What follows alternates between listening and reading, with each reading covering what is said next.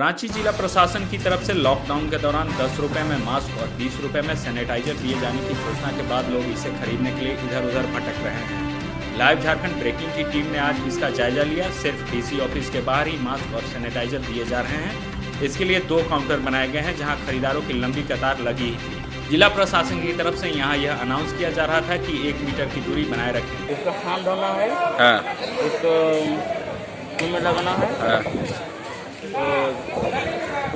सुरक्षित रहना है।